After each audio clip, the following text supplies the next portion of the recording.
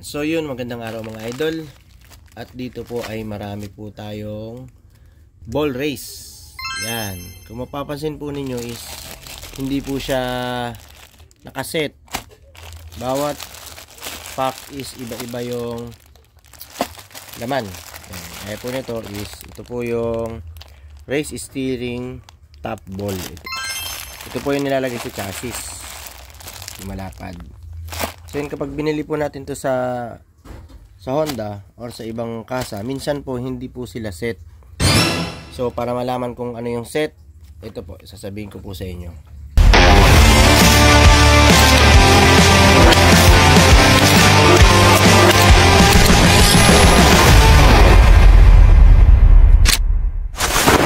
So para po makabuo tayo ng isang set ng ball race, ito po yung mga kailangan natin. 2 pieces po nito. Race steering ball.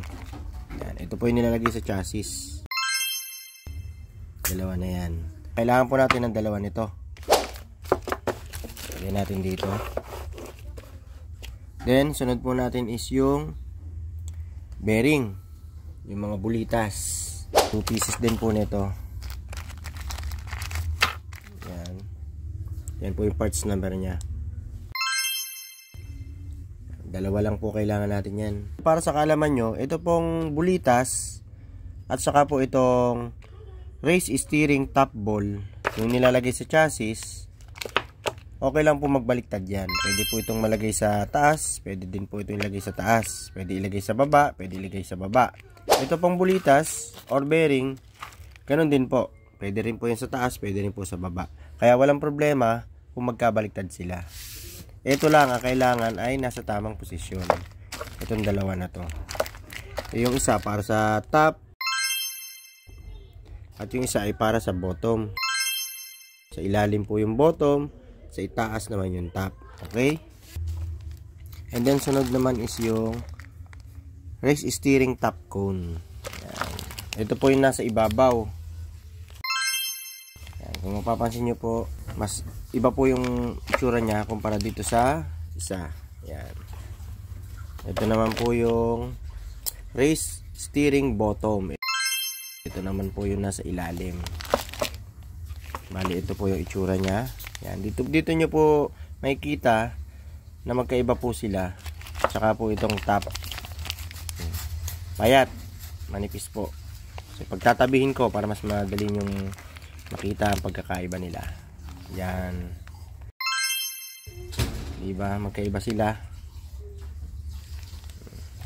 So ito lang ang kailangan natin para makabuo tayo ng isang set ng ball race. 2 piraso na race steering top ball. Yan. Ulitin ko po, nilalagay po ito sa chassis. Then 2 piraso na ball as steel. Ang sukat po niya is 8x18. Yan. Ito po yan, laman niya. So yun mga idol, siguro nagtataka kayo kung bakit 8x18 ang nakasulat dito sa ating mga bearing or bulitas. Explain ko lang po, kaya po siya 8x18 is yung isang 8 ay 8mm po yung sukat nitong ating bulitas. Then 18 pieces naman po ito, kaya po number 18. Hindi po pwedeng magkulang, hindi rin pwedeng sumobra ang pagkakabit nito po. Kapag ikakabit po natin ito. Then, ito, magkaiba po sila. Isang para sa bottom, at isang para sa top. Inilulusot po ito sa T-post. Ito po yung para sa bottom, sa ilalim po. At ito naman yung para sa ibabaw, top. Isa pa po pala, idadagdag ko. Ito pong ball race na ito ay para sa mga motor na tulad ng XRM125 carb type, XRM125 Fi, RS125 carb type, RS125 Fi, XRM110. Yan. Sila po ay pare-parehas ng ball race. Yan. At kung umabot ka sa punto ng bidyong ito at may natutunan ka, paki-like and share naman at paki-follow na rin para masaya. Big shoutout nga pala sa mga idol ko na palaging nanonood.